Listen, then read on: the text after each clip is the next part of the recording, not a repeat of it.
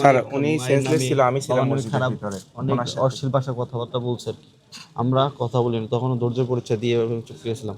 পর আমাদের কাছ থেকে ফোন চাইছে, ওইখানে প্রশাসনের লোকও ছিল। প্রশাসনের লোক সামনে থেকে আমাদেরকে ফোন নিছে।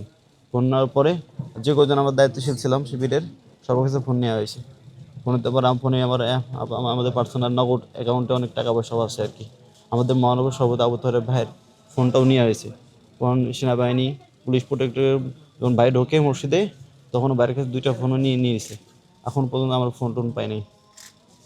পুলিশের উপস্থিতি ব্লক করা দরকার।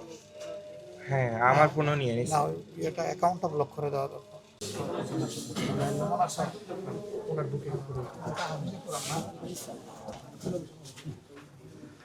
স্যার ওনার হচ্ছে মাথায় আঘাত। পিছনে স্যার, পিছনের দিকে পিছনে। জি স্যার, মাথার পিছনে আমরা ব্লান্ট ইনজুরি হয়েছে। জি স্যার। কোনো এক্সটার্নাল ইনজুরি নাই। না স্যার। ব্লান্ট সিটি এটা বমিটমি হয়েছিল নাকি? না, জি স্যার। বমিটমি তো হয় না। না স্যার, বমি হয়েছে। চোখের তখন পানি ঝাপসা দিতেছে, ঝাপসা দিতেছে। এখন কি অবস্থা? এখন কি ক্লিয়ার দেখতে পারো? দেখতে পাই খালি একটু মাথা ভার লাগতেছে। আপনার ছেলে? জি স্যার, মাশাআল্লাহ, ব্লেসড ফাদার।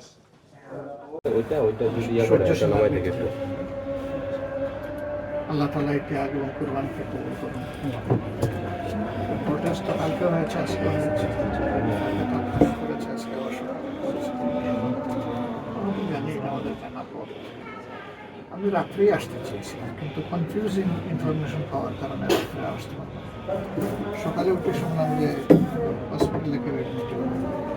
এরপরে আবার নিচে যখন প্রমাণ দেখে আসছে, কেন যে আবার আল জাজিরার ওরা চলে আসছে। সবাই দোয়া করছে, সবাই ফেলো সুস্থতা নিয়ে আসছিলেন।